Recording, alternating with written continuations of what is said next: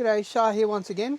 So previously we covered the unboxing and now we're going to take a look at the quick initial setup of the Garmin Tread Overland. Now that we've got it home, we've got it connected via USB and we're going to connect it firstly to Garmin Express.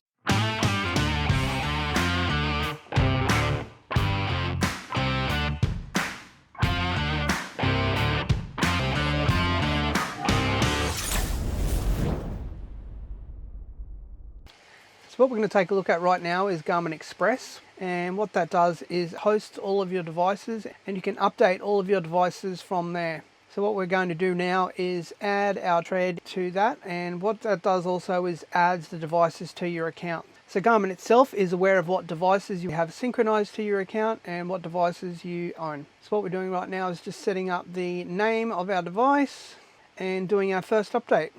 Now there's a whole series of updates which I'm going to have to apply now, so we're going to have to go through a bit of a process here to get through all of those before we can continue on with using the device. So we'll be back in just a moment. Now everything is complete, and what I'm going to do now is take a really quick look at the Manage Maps section in Garmin Express. Now, as I mentioned earlier, this interface hosts all of the information that goes onto each of your individual devices. So after taking a quick look at the Maps interface here, I can see that I don't require any other map. At this stage, all I require is the Overlander Worldwide Point of Interest and the Australia region map.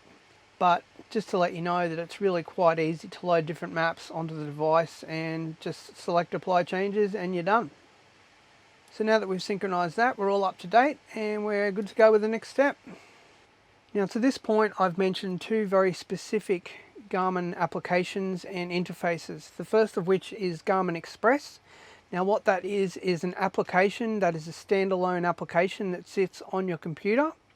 And as we mentioned, that hosts any changes that you want to make to your devices. Across all of your different devices, you can make any changes you like from this interface. The next of the applications here that we'll want to check out is Garmin Explore. Now this is a web-based interface. To start with, this will let you know about the different applications that are available for yourself. So we mentioned earlier Garmin Express, Garmin Connect Mobile, and also Garmin Explore Mobile.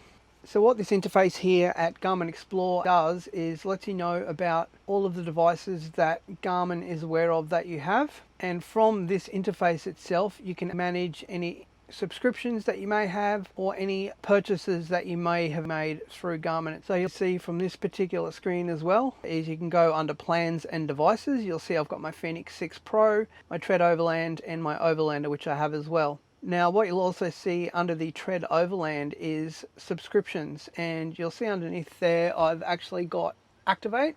Now if I select on that activation tab, what that will do is take me to a secondary screen, and that is where I can activate my Inreach subscription from. Now we will cover Inreach at a later date, but Inreach is not something that is of use to me right now. There are a couple of different versions of the Inreach monthly and yearly plans that you can get. You can get an annual plan, or you can get what's called a freedom plan, which you can use only for when you travel. And this would be the interface here where you would activate that freedom plan if you were going on a trip. And as you can see, it's really easy to do. You'll also see here under the social tab, we have what is called Map Share. So what this does, we mentioned in the unboxing video, it enables your progress on your trips to be shared. One of the good things I will say about this particular application is that you don't require Inreach to activate it and have it running. However, what will happen is that your map share page will only update when Garmin Mobile Explore app has a data connection. So people who are following you at home would know where you are on a trip. So what we're doing now is connecting to the Garmin Tread app. The great thing about this particular application, of which there are many things, is that you can sync your maps, tracks and various other things across the app and the Tread unit itself. We're going to cover a little bit more about the app and all of its in-depth uses later on. It's quite an easy process to sync the two devices via Bluetooth, and as you can see here, it's done in just a matter of moments.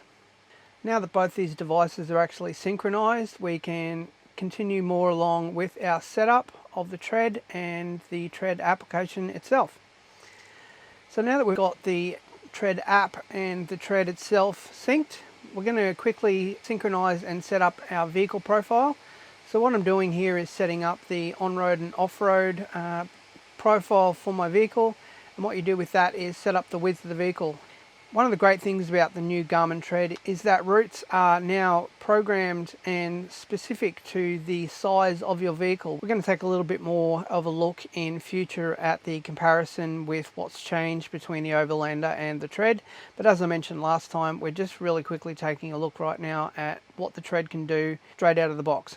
So we've just set up our vehicle width now, and we are ready to continue on with the rest of the setup. Next up, we'll see very briefly here that you actually have the ability to synchronize the device to a headset. Probably not really relevant for those of us who are using the device in a four-wheel drive capacity, but if you're using the Garmin Tread in a side-by-side or a motorbike or in any of those other type of situations, it might be something that's relevant, because what you can actually do is use the Tread as an interface to control your music, and that can connect to your Bluetooth headset. We're just going to skip that for right now because it's not really something that we're interested in at this stage. Now you'll see here we're just getting a confirmation of the vehicle width that we set up in the Tread app on the device, and we've just selected yes, and now we're on to the main screen. Now before we take a look at too much on the main map or anything along those lines, we're just going to take a really quick look at what you may be familiar with in the past with the Garmin Overlander, which is the travel history. Now, the reason I'm actually focusing on this really quickly right now is just to show you that you can synchronize your previous travel history in the Garmin Explore app, which we mentioned very briefly earlier. So we're just being asked here if we want to save our travel history, and that's something we've spoken about on videos previously on the Overlander. I am actually going to save my travel history. And there you go. There's our opening view. We are going to take more of a look at a later date at how to actually set up the device. All I wanted to do today was just take a very quick look at unboxing it and getting it set up quickly on your computer, and very quickly getting it set up with the Tread application itself, and really quickly getting it set up to sync up to Garmin Express on your computer.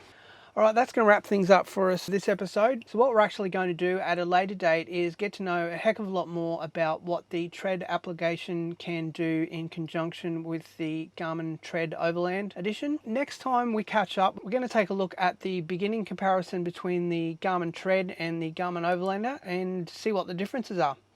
And we'll see you next time we get four wheels on the road.